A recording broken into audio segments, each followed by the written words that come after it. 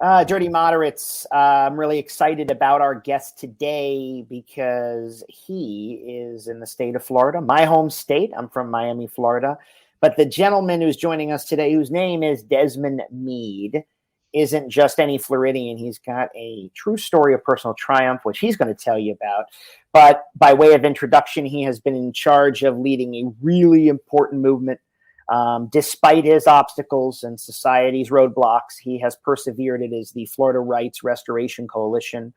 And this is a not-for-profit whose greatest success has been trying to get former felons re-enfranchised, for a very long time. Lots of work involved here. And the interesting thing is he is in the state of Florida. And before we begin, Desmond, welcome to the program, by the way.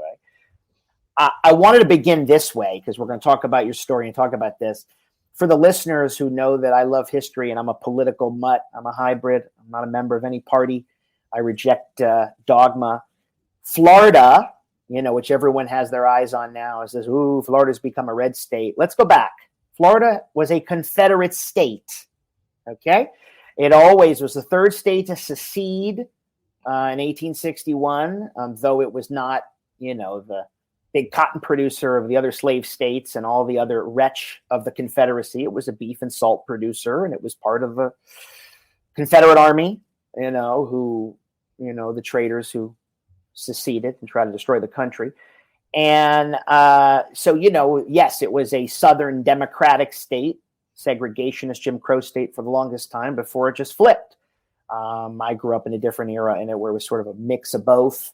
But people should not be that wowed that Florida remains or has long been a state where people have been long disenfranchised in many ways. Isn't that right, Desmond? You know what? I'm going to say that you're almost there. Right? All right. Come on. Bring it. I want to hear. No, first of all, listen, it's an honor to be on with you. And so I'm very, very much so looking forward to our conversation. But, when you went back in history, but to be honest with you, Adam, I don't think you went back far enough. Okay. Right?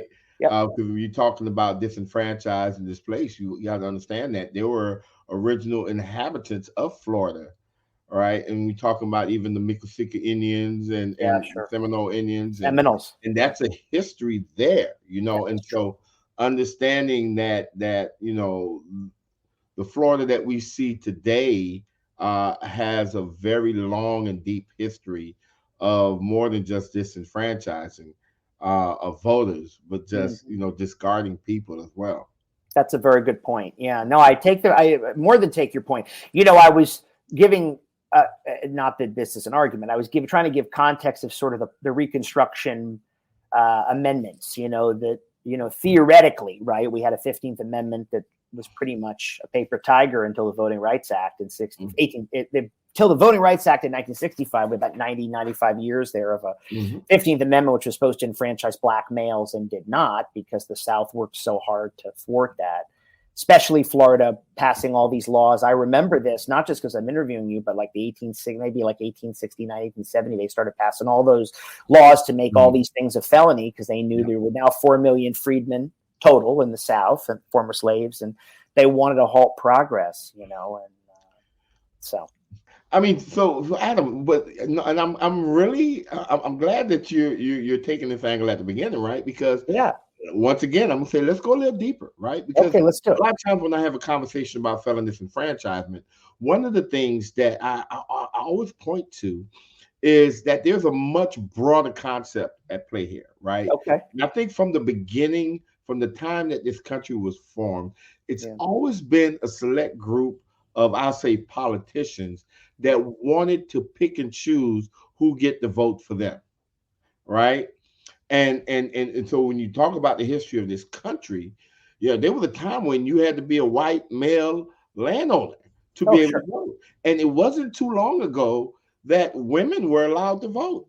Remember, there was a time when folks were so dead set against women being able to participate in our democracy that society was willing to justify beating them, assaulting them in public, throwing them in jail, in prisons, right?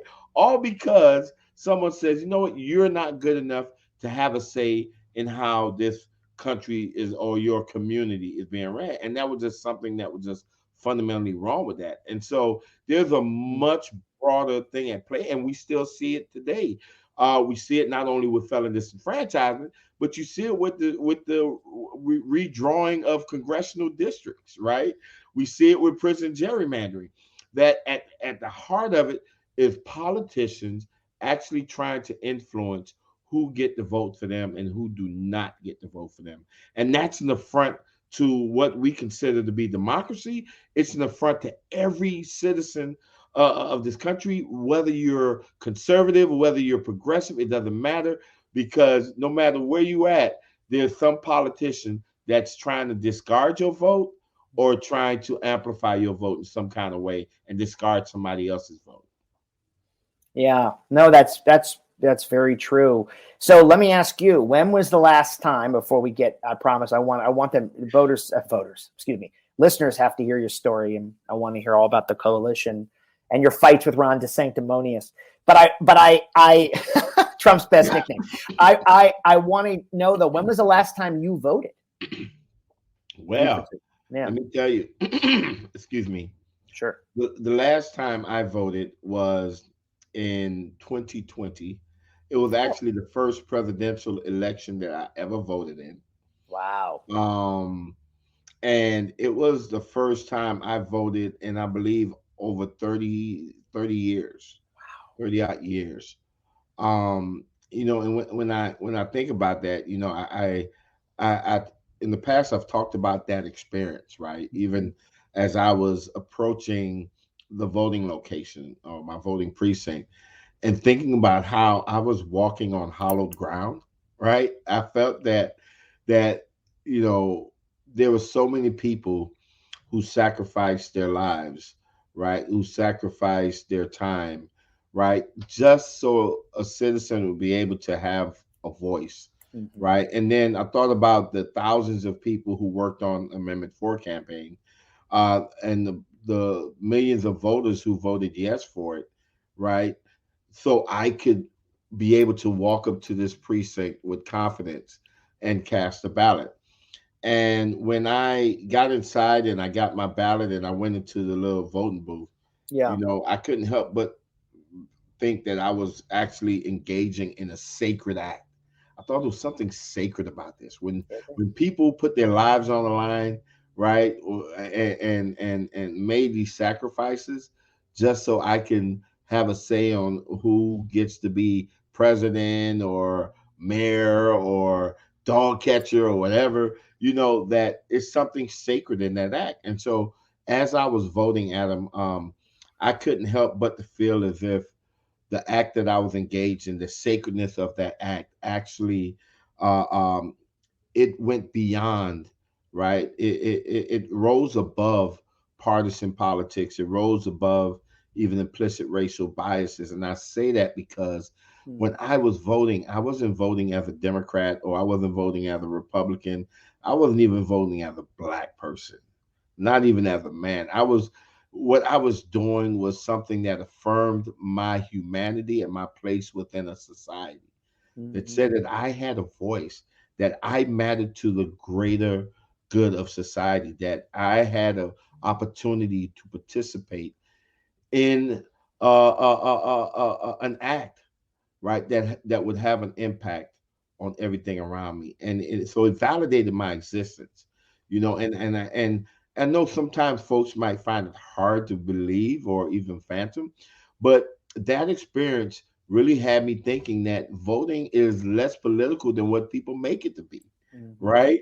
Participating in elections is less political than what people make it to be, and that our decisions around that, or our policies around creating access to democracy, should transcend partisan analysis, right? And it should be more about, man, as human beings, right? As a player in society, right?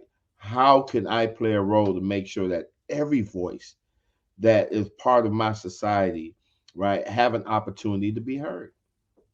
Yeah, that's beautiful, Desmond. I'll tell you, I was used the word I was going to use. Vote that casting of your ballot 3 years ago now was a transcendent experience. That resonates with me because I was telling you a little bit before the show why I created the podcast. Part of it was because not being beholden to partisan dogma was also a way, rejecting both of that, the idea that you have to be this or have to be that, rejecting this really broad, I think, unhealthy characterization and categorization that we as a society put people in. I say the same about our humanity, and our humanity should come first, and I'm sure you've taken flack, for saying things like that. I mean, I'm a Jewish gay guy, and when I reject being defined that way, certainly as a gay guy, people say, well, you're not there with the cause. I said, no, I have a cause. The cause is greater humanity. And I'm not speaking as one person, and I also don't reflect the entire gay community any more than you do the Black community. Yeah, and you're right. Even the justice impacted community. I tell folks a lot that listen, I don't have a monopoly on the pain, right, and suffering, and I definitely don't have a monopoly on the solution. And I could only operate based on my just personal experience, but it doesn't diminish someone else's personal experience. But surprisingly, I've received very little flack. Good. From these positions, and I've even been bold enough to maybe be in a progressive or a Democrat leaning setting and saying that, listen, Amendment 4, we're fighting just as hard for that person that want to vote for Donald Trump as we are for that person that wish they could have voted for President Barack Obama. And really stating with confidence that, listen, if you are only concerned about creating access to the ballot for people who you think is going to vote the way you want them to vote, or people who look like you, then you're not a champion of democracy, right? If you're a champion of democracy, you would want even contrary points of views. You would want conflicting points, people with various point of views, even though you may not agree with it, you would want them to be a part of the greater dialogue of vote, right? Yeah. And so, no, we're not fighting just to increase the Black vote or just to increase Democrats or the increase Republican. Man, we're fighting to increase everyone's opportunity to be, especially those individuals who have been shut out of the process due to felon disenfranchisement, right? People who've made a mistake in their lives does not deserve to be forever shut out of our democracy, because guess what? They're still paying taxes. They still have kids in the school. They should have a say on what type of education their kids are having. They should have a say in how their communities, their state, or this country is even ran, right? They should not lose their citizenship for life because they made a mistake in the past. No. And I think wanting everybody to have a seat at the table is the key thing. We are Project Democracy here. That's the other thing. If we have any cause, it's pro-democracy. And I always have said in politics, though I was raised a Democrat, I used to say to people, wouldn't it be good if both parties, and they don't, had to attend to everybody, and they don't? People get mad. People get mad now, and they see, which I foresaw coming, the Democrats moving away from connecting to everyday people, which is why you see Black and Latino people moving more to the right. It's not all of a sudden that everyone is a Trumper. It's that people don't feel heard, and they see a sort of remove message, an elite message, reducing, by the way, everything to identity. And then people say, well, hey, excuse me, I pay taxes. I want the right to vote. I want health care. Doesn't matter what color or shape or size I am, and that's been a gambit I think the Democrats have faltered on. But more importantly, back to you. Speaking about a seat at the table, you should have never lost your seat at the table, but boy, did you fight hard to get it back. Let's go back to the beginning on the story of Desmond Meade, because this one's great. Take us back. Yeah, so when I tell my story, I normally start in 2005, in August. And that was, it was a hot, humid day in South Florida, in Miami-Dade County. And I actually found myself standing in front of railroad tracks, waiting on a train to come so I can jump in front of it. right? Oh, wow. That day that I stood there, I was at my lowest. I was a broken man. I was homeless. I was addicted to drugs. I was unemployed. I was recently released from prison, and the only thing I owned were the clothes that was on my back. And I was tired.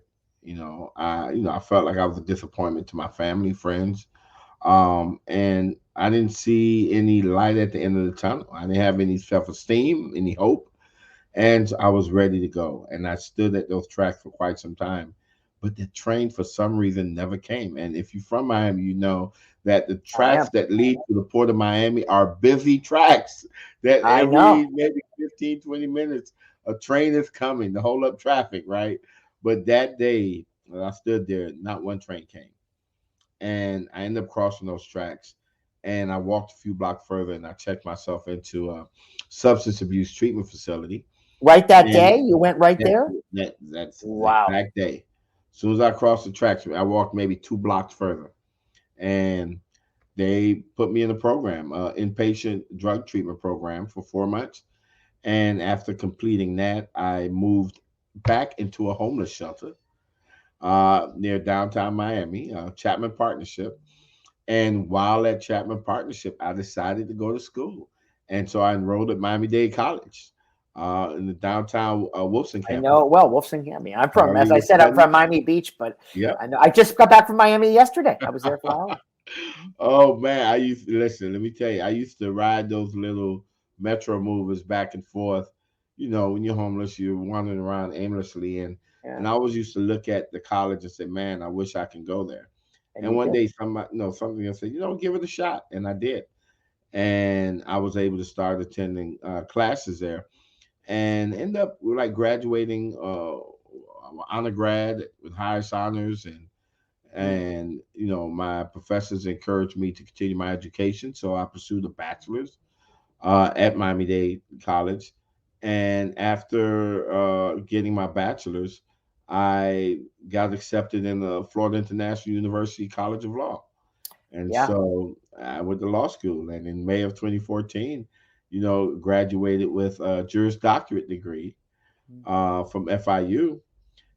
And throughout that process, I was able to start, the Florida Rights Restoration Coalition, Right. and really just turn it into a functioning organization within the state of Florida. Wow, it's amazing. Yeah, But Desmond, that's where my you? story. I'm sticking with it, Adam.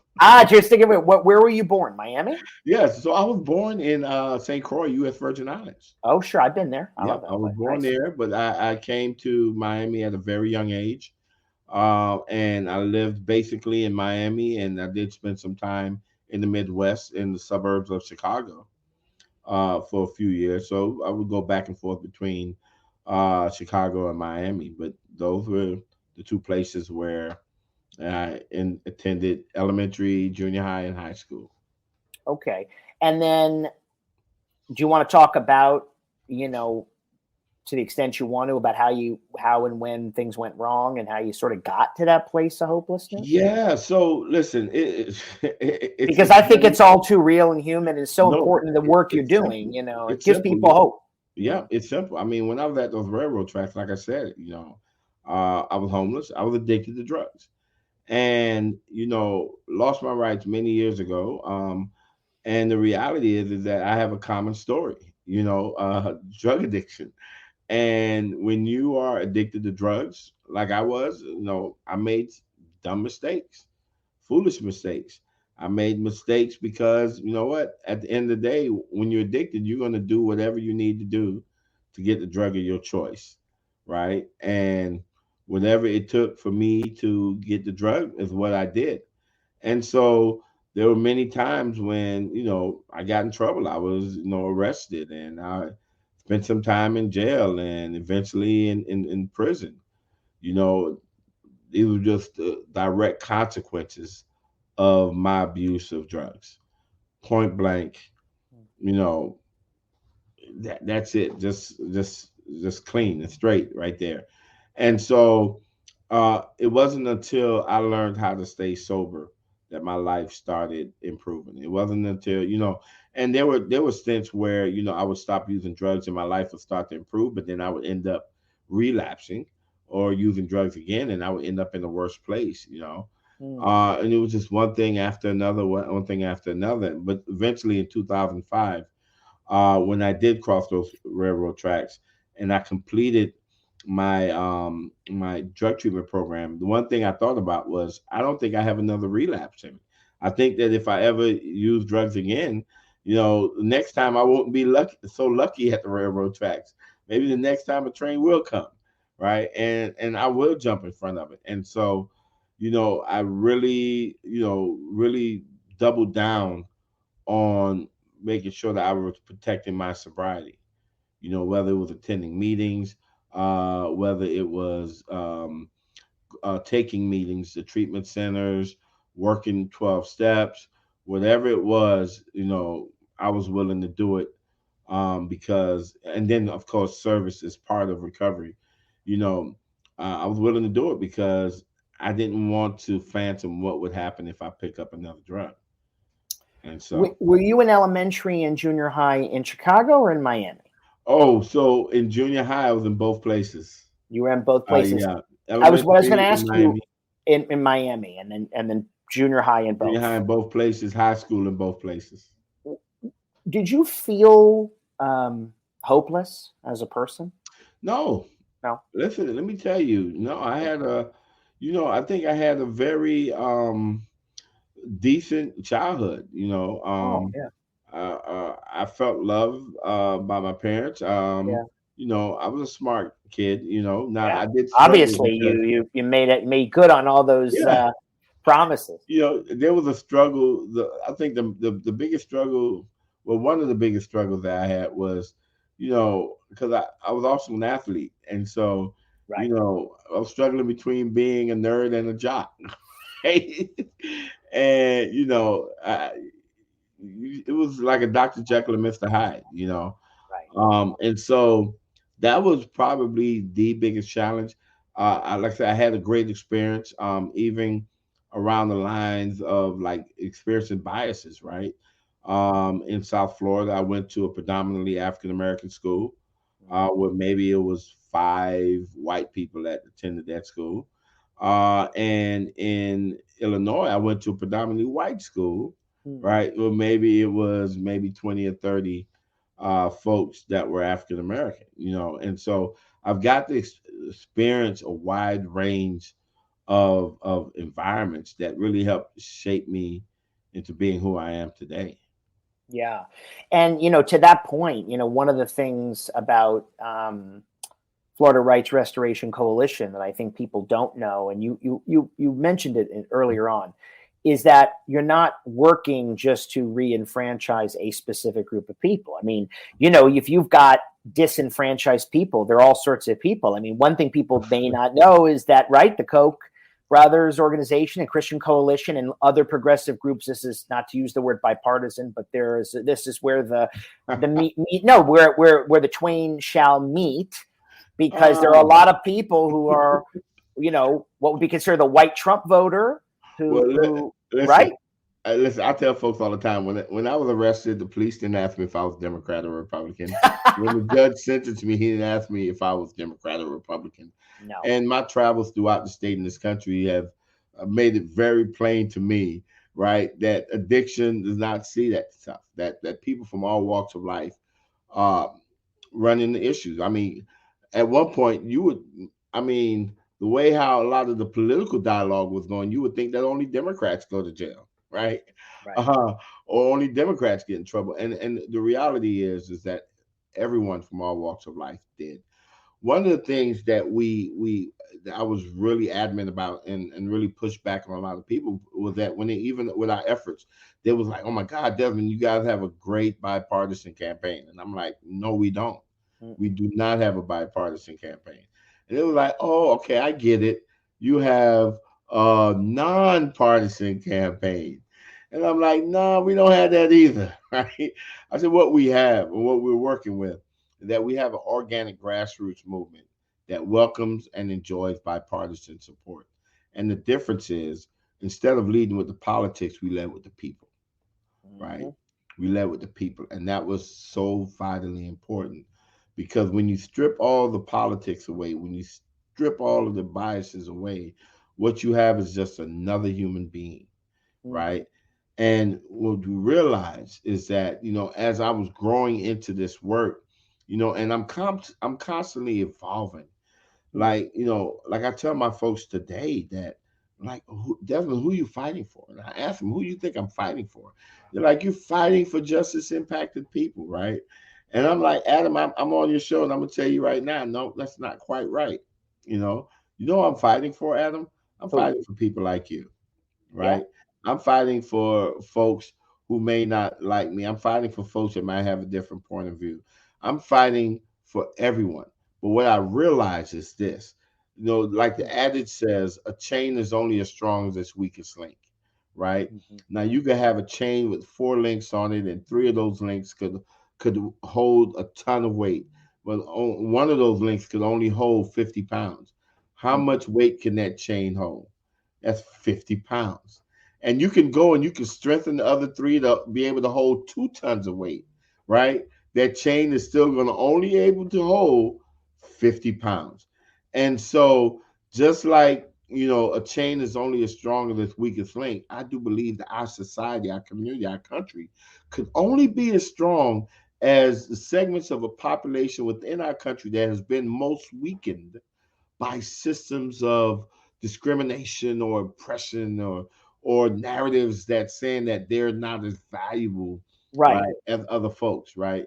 And that if we really do want to become a stronger nation, then it is expedient for us. It is so vitally important for us to focus on how do we get that weakest link strengthened, right? That's going to be the key. Strengthening all the other links is not going to make the chain carry more weight. What's going to make the chain carry more weight is by strengthening the weakest link. And so what we believe, because I want a better community for everyone, I want everyone to prosper.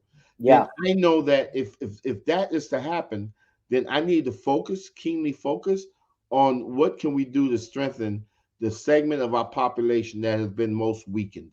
And that segment have been people who have come into contact with our criminal justice system or justice impacted people because they face barriers to access to democracy.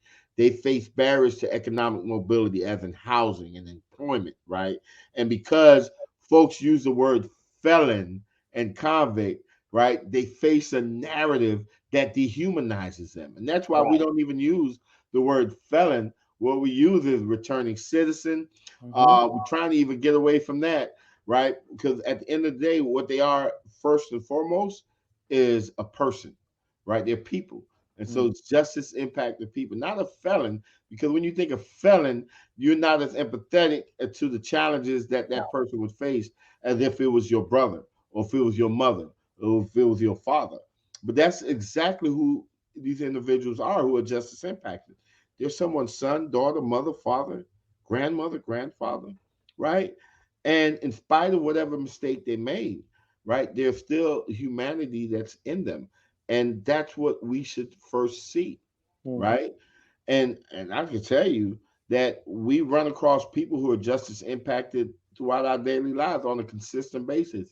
Even in our churches or synagogues, we run across them. And unless we know, we're treating them like anybody else, right? No, We're it's treating them true. like anybody else. So why should it make a difference why should we have to use that scarlet letter of shame on a person, especially one who have paid their debt, right?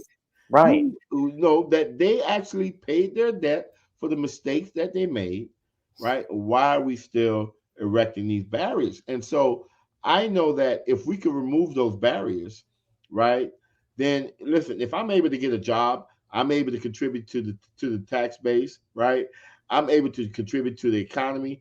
And if I'm working and if I'm contributing and I successfully reintegrate, guess what? It's benefit everyone benefits from that, right? Right. And we're able to reduce the cost of incarceration and transfer that money into the cost of education, right? And public safety. Everybody benefits from that, right? But that only happens when we're able to remove barriers, let people be able to have a stake in society, right? And having a stake is being able to work, being able to have safe, affordable housing, and being able to vote. Being Yeah. able to feel like they're part of something bigger than themselves. And when you do that, right, you create, I mean, you increase public safety, but you also stimulate the economy and create a better world for everyone. So I'm fighting for everyone. Yeah. And the best way to fight for everyone is by fighting for those who've been most marginalized. And then if you want to get a little deeper, I end with this, Adam, is that, you can call me the love guy, right? Because I love won the day for our amendment. We actually engaged in the most controversial topic in the most controversial state during the most controversial time and was successful, right? And we did it without relying on division, hatred, fear, anger. We did it by relying. Can you take us through Amendment 4's development and the aftermath against? Yeah, we'll definitely do that. But let me wrap this point up. Yeah. As far as fighting for is this. I think that if we can get people to love who they despise the most, then they're able to love everyone, right? If you're able to love that person that made a mistake in life, then you're able to love that person regardless of their sexual identity. You're able to love that person regardless of their religious preferences, regardless of their political background, regardless of their immigration status, right? You're able to love them because you learned how to love that person who you despise the most. And that was that person that committed an offense against society, right? But was caught, that was punished, right? And that served their time. We're able to see the humanity in that person. We can see the humanity in everyone. Amen. No, it's very true. Look, and as human beings, it's what I also said at the outset. We've got to be able to talk to each other. Yeah. We have to start with that, and I say to all the people who insist on only living in a bubble of partisanship, which certainly is not you and me, that you can't write off half the country. You just, because we can't get there from here. We have people have said we've never been so divided. I said, well, I don't know. We lost 750,000 Americans in the 1860s. We fractured. We don't want to go that, obviously, I think in the same way, but we don't want to relive that. We have been divided. We've had to overcome histories and centuries of division and fighting and oppression and injustice, which is why usually when there's progress, there's regress. To the point of Amendment 4, you work so hard to get it passed, and then immediately Florida decides, or Governor DeSantis and team, you'll have to give me a little more info on this, decide that now they're going to make people not be eligible to vote who had been disenfranchised and served their time unless they paid off those fines that were levied, correct? Yep. So we'll talk about, take us through that. Yeah, so let me just paint a much broader picture before I get into. If you notice, that's been the trend, right? I want to dig a little deeper, paint a little broader picture, or whatever. And so I go back to, once again, from the beginning of time, from the beginning of the formation of this country, I should say, there's always been a group of politicians that want to pick and choose who get the vote for them and who don't, right? And you see that play out on both sides. You really do, right? And this was one of those cases where, felon disenfranchisement has been a way of life in Florida for 150 years. 150 years. And through countless legislative sessions, our elected officials had an opportunity to actually deal with this issue. And they purposely chose not to deal with it, right?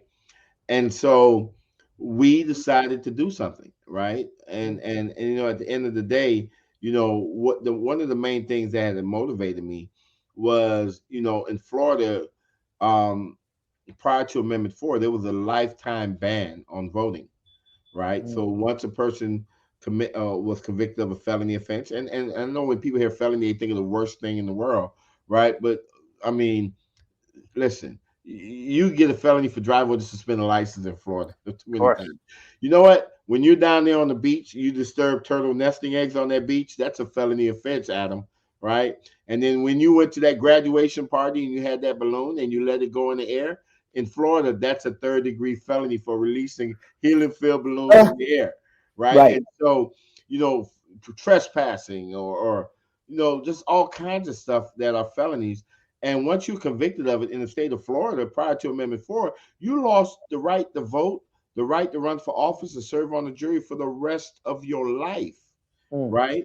I had the story Howie. He served in our armed forces and came back home. I think he had a little PTSD or whatever, but he fell on hard time. Then he wrote a bad check for groceries, a bad check, and for over 20-something years, Howie could not vote because he lost the right to vote for life. Someone who put their life on the line for our democracy loses their right to participate in democracy because they made a mistake, right? And so that's what was happening in Florida.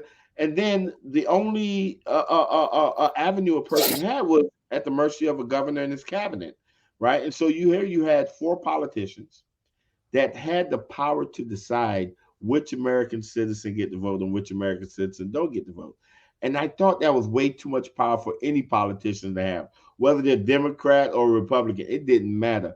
Politicians should not be the sole decider on which American citizen get to vote and which don't get to vote. And so that caused us to launch this campaign that said, no, wait a minute. Once a person do their time, they should be able to have the right to vote, and they should not have to grovel at the feet of any elected official, because when elected officials get involved in this, we know that partisan politics can play a role in their decision-making process. And we've seen that play out under previous administrations, where you've seen someone that seemed deserving of getting their rights restored, then got denied. And what the person know, they came up, hey, I want to vote for you. And okay, right, your application is granted. So we've seen that play out in real form. And so Amendment 4 was the effort to get that much power, to divest the politicians out of a lot of that power of deciding who could vote and who cannot vote. And we addressed the issue that politicians wouldn't do. And we ended up getting 5.1 million people to actually vote for it. Over 1 million of those individuals were Republicans, right, who voted for it. And so we showed a great diversity of support for our initiative. The problem now arises, like when we ran the campaign, we elevated our campaign above partisan politics and implicit racial biases, kept it in a very sacred place. But the minute we passed the campaign, politicians got involved. Of course. And it went downhill from there. I always tell folks that, man, listen, when politicians are involved in things, this country nowadays, it gets so divided, and people lives are lost. We've seen it during COVID, right? But when people get involved, right, we see beautiful things, right, and lives are saved. And so this was a case in which the politicians ignored a homeless family for 150 years, Adam. They ignored the homeless family, right, that was getting rained on and had to sleep outside in the middle of a hurricane. The regular citizens came together and built this family a home. The minute we built the home for this family, the politicians come in and say they want to dictate how it's furnished. And that's what happened. Politicians stepped in, or we want to dictate how it's implemented, right? We want to interpret the will of the people, right? You've never had a conversation with them. You never engaged with them. You never showed any interest in this subject. But now all of a sudden you want to be the one who interprets what the people wanted, right? And based on their interpretation, they say, hey, you know what? We're going to say that, yeah, you can get it back. But before you get it back, you have to pay all of these outstanding legal financial obligations. Okay. So where are you now with it? You fought it, obviously. Well, listen, organizations filed suit. They were successful in the lower courts, but the Court of Appeals reversed it. And basically, the courts are okaying that doctrine or that policy. What we've been doing is, we have this mantra that says that where other people see obstacles, we see opportunities. And so when we seen the route that it was going, then we worked with folks across the state. We actually end up engaging in national efforts. We raised over about $30 million from over 90,000 people across this country. Really donated to our fines and fees fund, and we were able to take that money and pay fines and fees of over 40,000 individuals. We also have a program where we're using the courts, right? Yeah. Because within the provisions, within the law, there's a provision that allows the courts to waive those fines and fees Right. or convert it to community service hours. And so we're constantly trying to recruit attorneys to give some pro bono hours to represent folks in court so they can get their legal financial obligations converted to either community service hours or waived. When particular people who had lost their right to vote, who then gained it and then still had fines as per this horrible law, when your organization helped pay those fines or whoever helped pay those fines, were those voting rights then restored? Yeah, so it's actually an automatic process, right? I see. Yeah, it's like there is no like real like lever that you pull, Right. And Because the law passed the state, so obviously all that they tinkered with it, they couldn't overturn it because it was will of the people. There you go, right. And that's what I tell folks, right. Is that even though folks are mad at legislators for creating the provision to pay outstanding legal financial obligations, I have to constantly remind people that listen, that the bulk or the meat of what we did is enshrined in the Constitution, right? What we did was we amended the state constitution, right? Was the vote 2-1? What'd you guys win by? 65? How many? What was 60, around 65% of the vote? Yeah. And all we needed was 60. And so it was a blowout. In terms of election, it was a blowout. And it was a resounding yes to second chances. And so what is in the Constitution remains there. Sure. Until another amendment would change that, right?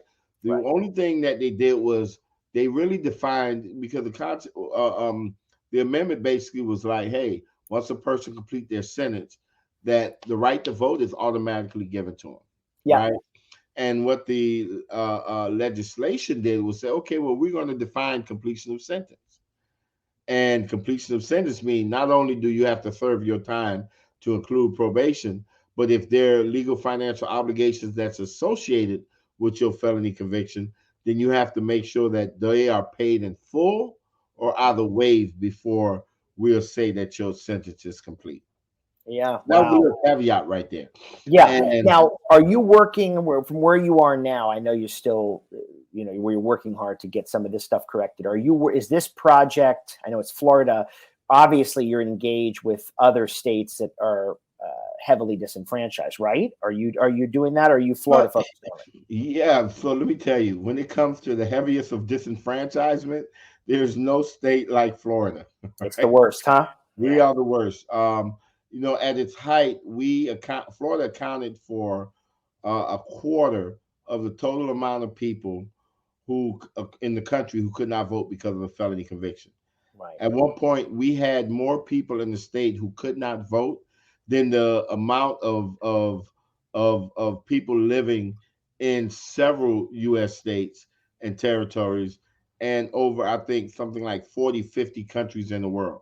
That I remember during the and you're going to see, even like during the I remember the presidential preference primaries in 2020, right, in the first quarter of the year, that you had less people come out to vote in a lot of these states than there were people in Florida who couldn't vote. Right. Oh, and boy. so I think it was like 1.68 million people. Wow. I mean, I know that Florida was a bigger win, for example, but I know that like Trump beat Hillary in Florida 2016 by like 100 and something thousand votes, which converted to the equivalent of like 1.4 million people who also couldn't vote at that time. So you wonder, in a marginal race, well, you look at Ron DeSantis and Andrew Gillum in 2018, he only edged out Gillum. He won a big landslide over Chris, but he only it's interesting. You think about if people have been able to vote, who would have won, and I'm not here endorsing a party. I'm just saying, but we don't know. Right, we don't know. We can only assume, right? Because even like what we're seeing in our engagements, and there's some research out there that even there was this assumption, right? There were these erroneous assumptions that led to the majority of the reason why we still have these issues today, right? Right. Or why there was pushback against letting people who made mistakes be able to participate in democracy. Number one is that when you think about crime or criminal justice, you're typically going to think about African American, right? Because African Americans are disproportionately impacted, right? And it's a disproportionate representation, right? But when people generally think about, a person who lost the right because of a felony conviction, the image that pops up more times than not is that of an African American. Now, you couple that with the fact that we're the only race or the only group of people that anyone can look at and automatically assume what their political preference is, right? You can't look at a white person. You can't look at a person from Asian descent or even Latino descent and say, oh, they're Democrat or they're Republican. You can't do that. But African American, there's this natural presumption, oh, African Americans, then they're Democrat. And so you have, all right, do we restore voting rights to people who have been convicted of felony offense? Well, they're black folks who normally vote Democrat. And if I'm a Republican, why would I want to do that? Right, of course. Right? Why would I want to do it? Now, if I'm a Democrat, I'm going to be like, yeah, let's do it, right? But all of those assumptions are wrong. Yeah, and they're changing. We're changing before our eyes. We're in the middle of a big realignment. I mean, it's no different than the cynicism of, I think, the Democrats, the way they play the border crisis and immigration, because their gamble is the browning of America would benefit them electorally, which has benefits. However, both parties have been, to be fair, but especially with this, there is a segment of the Democratic Party, for example, among the activist base that thinks that any kind of immigration reform, to use an example, is racist. When Latino people and everyone else is saying, no, you have to have a secure border. It's not racist. But they're paralyzed because also they're gambling on not losing those votes that they assume are going to be Democratic, although the Latino vote is shrinking as a percentage of the Democratic majority now. So because other things are at play, humanities at play, economics are at play, reducing anybody to the sum of their race, gender, creed, or sexuality, I think is so dehumanizing. Yeah, it is. That's the best word. It's dehumanizing to say you are a black man or I'm a gay man, therefore we are this. That to me is racist and homophobic, not the other stuff. Yeah, and that creates apathy. Exactly. Right. And now, when you're trying to register people or talk to people about voting, they're like, well, no, I don't have time for that because number one, you guys just want me to be a pawn in your political game. That's right. And I think I'm a lot more than that. And so I'd rather just not deal with you all in this system. Well, and I think you also cheapen the meaning of things you cheapen history that is racist, or you cheapen history that is sexist. If you come every time there's a voting rights thing, if every Democrat says, well, it's Jim Crow all over again. Well, hold on now, hang on. You're bringing up a very, very, very bad time in history for a lot of people. Let's live in the year we're living in, but let's make changes to the things that I think or we think are going awry, right? It's all right. Yep. Yeah, I know. Well, Desmond, before we wrap up, let me ask you this. What do you hope? What is your and maybe it's more spiritual question. You've been spiritual all hour here. So I mean, what is your long-term hope for the voting rights of our citizenry? And my long-term hope for the voter, I think everybody should be able to have a say in how their country is ran. But I think what drives that is the ability for people to see the humanity in each other, right? And here's the thing, right? I think it's already inherently inside of us. We've just buried it with all these different labels that are used to divide us, right? If we can get rid of that stuff, man, we'll see something beautiful, right? Like Adam, I was thinking about you. You came up in South Florida. You know how that Palmetto Expressway can be, right? Oh boy, you take your life in your hands. Oh, you do, right? And guess Right. what, Adam? Let me tell you, you're driving down a Palmetto Expressway and you see an accident ahead. There's someone laying on the ground, and you decide to stop, Adam. Right? When you stop, you get out your car and you run up to that person. I promise you, the first question you ask that person is not going to be, "Did you vote for Donald Trump?" Of course, I know. It's not even going to be, "What's your sexual identity?" No, take it from me. No, I don't come up and say, "Sir, I know you got your arm in a sling right now, but are you gay?" I mean, what is wrong with people? You know, you're not going to ask them how much money they make. The first question is coming out of your mouth: "Are you okay?" or "How can I help?" We've seen that during the condo collapse, right? Surfside. Oh, the Surfside, yeah. I grew up very close. I didn't grow up there, but I grew up close to there. Yeah. But when you look at aftermath of hurricanes, disasters, you see people come together, not giving a damn about a person's sexual identity or immigration status or political preference. They immediately connect with that other person's humanity. And your first questions are going to be, "Are you okay?" or "How can I help?"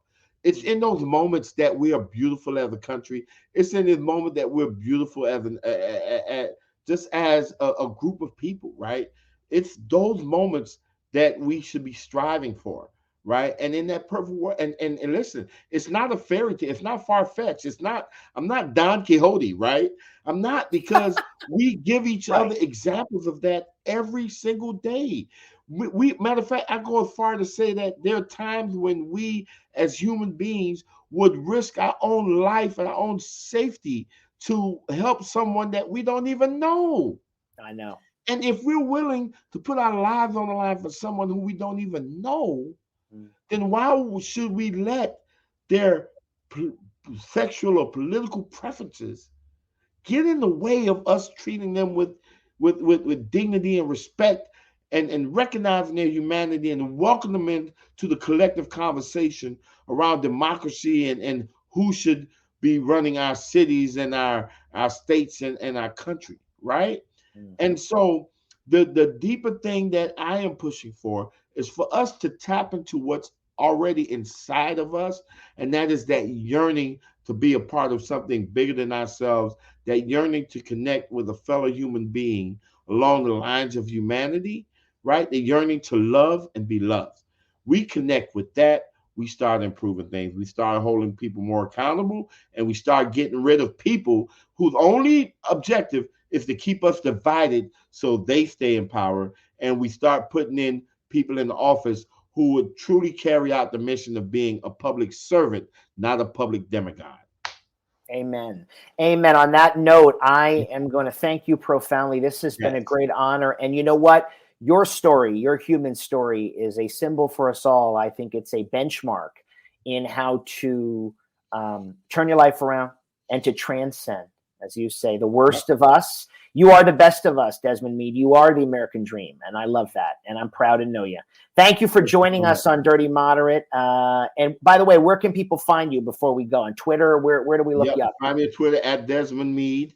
And then my organization, Florida Rights Restoration Coalition, FloridaRRC.com, FloridaRRC.com. There's so many opportunities for people to get involved, people to donate. Like I said, we are fighting, pushing back against attempts to suppress the vote and attempts to intimidate people from being able to vote. And we're out there on the front lines, man, pushing back. So come be a part of it. Come donate. Come volunteer. We got a spot for you. All right. This is the organization to be involved with. Desmond Meade. Thank you, folks. Vote. What's that? Yeah. So let me just add this, because you didn't say it in the intro. But Florida Rights Restoration Coalition, February this year, was nominated for the Nobel Peace Prize. Oh, wow. Right? So we are now a Nobel Peace Prize nominated organization. And so the world recognizes the work that we do, and we want you to be a part of it. Again, I think your presence here has made us only better today. And I thank you. I really have. And folks, vote and vote often. Make sure you follow Desmond Meade. He has a path forward for all of us as people, not as partisans or as political animals, but as people. And that's what we're missing. And in the meantime, folks, stay dirty, stay moderate, and stay safe. All right.